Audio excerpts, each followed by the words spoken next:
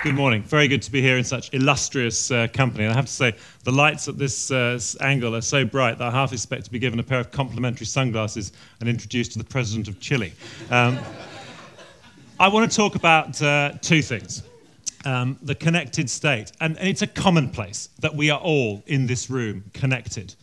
Not by the things that we used to be connected by, things that we didn't choose, blood or family or place of birth or religious belief. We're now connected on an elective basis. We're connected by digital devices, the internet, and the passions we follow. What does that mean for the way we behave and the way we communicate? And particularly, what does it mean for me, looking at the second meaning of this, which is how we communicate as a state, how we communicate as a government, how the connected state talks to its citizens. And that's the thing that I want to explore in more detail, because that's the thing that I'm employed to do, among other things. Now, this is given particular political and social resonance now, because we've got a new government, you may have noticed. And the new government, I think, is more intent on mobilizing and engaging its citizens than any government has been for a while. David Cameron calls it the connected. David Cameron calls it the big society. And what he is trying to do is to say it's not about big government anymore. It's not about how government does things for citizens. It's about how citizens do things for themselves, how they work together, how they create groups, how they create societies, how they create movements to get things done on a collective rather than passive basis. And this is a big change. And it's very interesting because I think it's also very close to what Clay Shirky talks about when he talks about what it is to be everybody, as in here comes everybody. What it is to be connected in a way, what he calls organization without the need for organizational structures. So two very interesting confluences, I think, of thought. One, an internet pioneer, one, an established politician, both saying the same things. And this is an exciting brief. It's also, I think, a very difficult one, because what all organizations are finding, and I think Thomas talked about this, is just how hard it is to start to let go of the control, to start to break down some of the structures that let you do this. Any large organization finds that. For government, I think it's even more difficult. And I think you have to look at the way that government communication, how governments communicate with their citizens have evolved to try and understand that a bit more. So let me take you back 100 years to what's probably the first piece of mass media government communications. The man on this chart is Herbert Horatio Kitchener. At the point where this went up in 1914, he was a hero of the Sudan War. He was also Minister of War. He was also a visionary. He realized that we were about to fight a war. We had to recruit to supplement what was a very small standing army. He put this poster up everywhere. He thought he might get 100,000 people in 6 months. He recruited 800,000 in 3 weeks. And just to know how successful that was, you have to know just how right he got three things: medium, message, and audience connection. The medium, first of all. In those days, visual posters like this were a comparative rarity. Any form of paid-for media was. And the fact that they were everywhere made them very powerful. The audience connection. There was at that time a much greater respect for authority and a much greater propensity to believe. And message. Government only spoke to its citizens, to the nation, when there was an absolute pressing national need. And this clearly was that. So all three things combined in a way that was unprecedented. 25 years later, pretty much the same thing was true. When Winston Churchill took to the airwaves in 1940 to make those three great speeches at the most dangerous time of the war, all packed with policy, all absolutely resonant with the oratory that makes them still famous today. I have nothing to offer you but blood, sweat, toil, and tears. Never has so much been owed by so many to so few. Phrases that still resonate now. But although he was more articulate than Kitchener's outstretched finger, the position was very much the same. the whole country listened as of right. And the whole country listened, in one place. 95%, it's estimated, listened to those 3 speeches on the radio in the summer of 1940. Now, I'm sure that it wasn't as simple then as it seems now looking back, but I'm equally sure that the degree of difficulty, the degree of complexity that we now face as government has increased still more. And why is that? Well, firstly, it's just to do with sheer clutter. As we now know, media is not a substitutional business, it's an additive one. The more channels we have, the more we consume. And the family of 4 in the living room, rather than having that one rather charming radio, would probably now have 8 screens. 4 phones, a couple of game consoles, a laptop, and of course the dear old television. The sheer amount of competition for messaging is so much greater. There's also the fact that levels of propensity to believe and trust in government have fallen. Now, these figures, if there are people who are here who are teachers or doctors, they'll be very reassuring. But it shows, if you look at the bottom, just how much the level of trust in the political classes has fallen and how damaging the MP's expenses issue has been.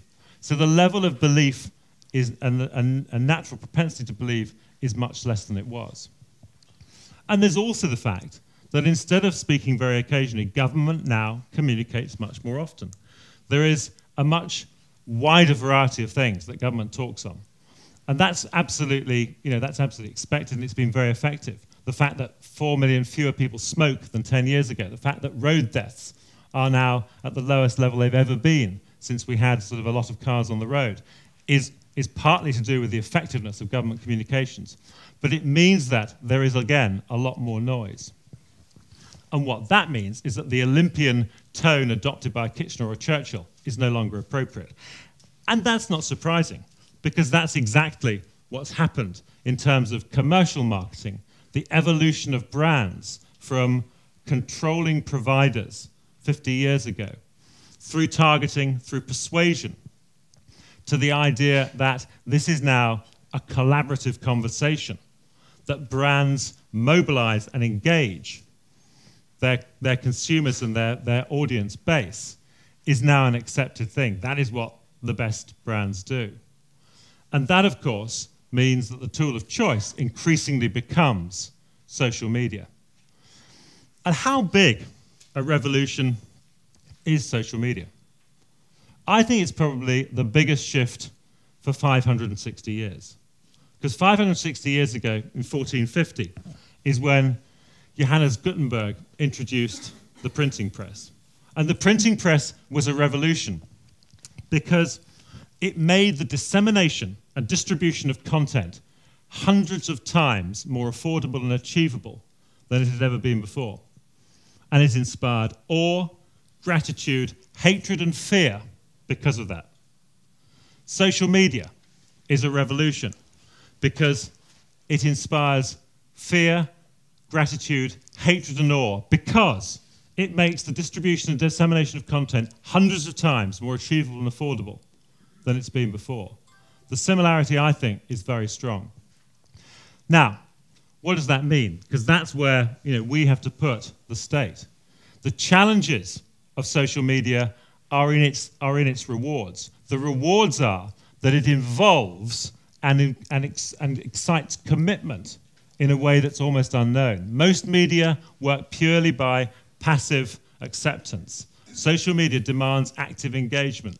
Clay Shirky looks at Wikipedia and says that if you look at every edition, every line, every page, every language, he thinks there are 100 million hours of human endeavor and thought going into that. That's a huge commitment of time. And what we have to do as government, but also as brands, is work out how you get that level of commitment from the people you want to engage. And what I think you have to do is you have to move people from being chickens to being pigs. Now, what do I mean by that? There is a story, some of you doubtless know it. A pig and a chicken are walking through the farm, and they look through the window of the farmhouse, and they see the family having breakfast. It's a breakfast of ham and eggs. And the chicken turns to the pig and says, doesn't it make you feel proud that we've made a commitment, we've made a contribution like that to the happiness of our family? And there's a pause, and the pig looks back at the chicken and he says, it may be a contribution to you, matey. To me, it is total commitment. Now, we need to move from chicken media to pig media. And to do that, what do? I still think that the quality of content, the quality of thought that goes into that is paramount. Because in order to get people to not only pass things on, but to ascribe their own brand value to it as they do so, which of course is what happens, it needs to be really good. And as we know, sharing on the internet is very good. Shocking, sexy, and funny are all good things. But you can do other things as well. And the three examples that I want to look at are basically about trying to reverse some of the rules of what governments traditionally do. And it's what Thomas said about making things different, being more open, being less controlling. And this is the first piece of content is from the NHS's smoking cessation film. And it ran as on television, it ran all over the internet. And hopefully, if we can make it run, you'll see what it does.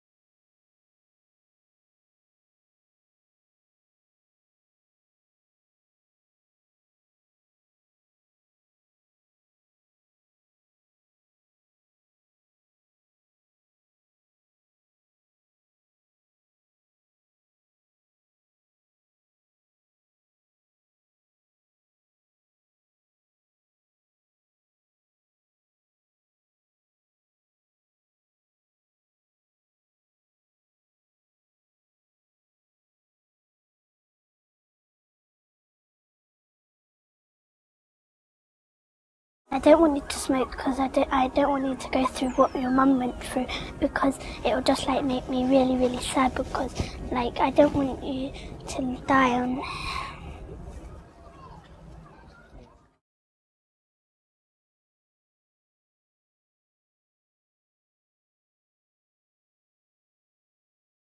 Really interesting combination of cleverness and powerful reflective emotion. I think it was very good, very successful. The next example that I want to get to is to do with the old truth that on the internet no one knows you're a dog. Of course, the point about Pablo is that everyone does know he's a dog. He's very clearly a dog. In fact, he's a dead dog. He's a dead drug mule dog. And he's part of the Talk to Frank drug awareness campaign. And what we found was two things. First of all, that using humor and using the dog to introduce a series of videos on Facebook about what it was like to work in the drugs trade, from being producer to being sort of a seller, to being kind of the doctors who deal with the medical sort of side effects of it, was very good. But the most striking thing was that people found it much easier to ask questions of Pablo than they did of human beings. Because he was a dog, he wasn't going to judge them. And because he looked like he did, they thought they were more likely to get a straight answer. Very interesting piece of sort of effect there in terms of how you get people to open up. Now, talking of opening up, you might think that the sort of vulnerability and kind of openness is a danger on the internet, and certainly in terms of if you're a combat person in a war zone. But actually, what we found with the RAF is that allowing the culture to be opened up is very powerful. All armed forces are by definition closed cultures. They have to be. They're separate from civilians in both the way they work and where they work. But by allowing people in Afghanistan and in kind of bases all over the country to upload video diaries onto YouTube and to blog and tweet about their experience and to respond to people who tweeted back to them, we found it fantastically effective in getting a whole lot of people who didn't know the armed forces and didn't know the RAF to become interested. And as a result, there's a whole new group of people coming in who probably wouldn't have been interested before. It's the power of social media. The other interesting thing, though, about this example is the difficulty of controlling all the channels, of coordinating between what's happening on social media, what's happening in PR, and what's happening in the call centers to make sure that everyone knows how they connect the different bits up. There are lots of organizational chart challenges in this as well. So 3 quick examples, and we're coming to the end of what I want to say. And I want to go back to Kitchener, because what I think is true now is that government's come quite a long way in the last 5 years, but there's an awful lot further to go. We're scratching the surface of where I think we do need to go. And what's fascinating about this image is that it's still there. It was resonant 100 years ago. It is still resonant now. And if we are to bring people with us, if we are to join people up, if we are to connect people, we are going to need thoughts and images and ideas of the same resonant power as this. And that, I think, is a challenge for me. It's also a challenge for everyone in this room, and one that I think will be a very enjoyable one to try and solve. Thank you very much for your attention.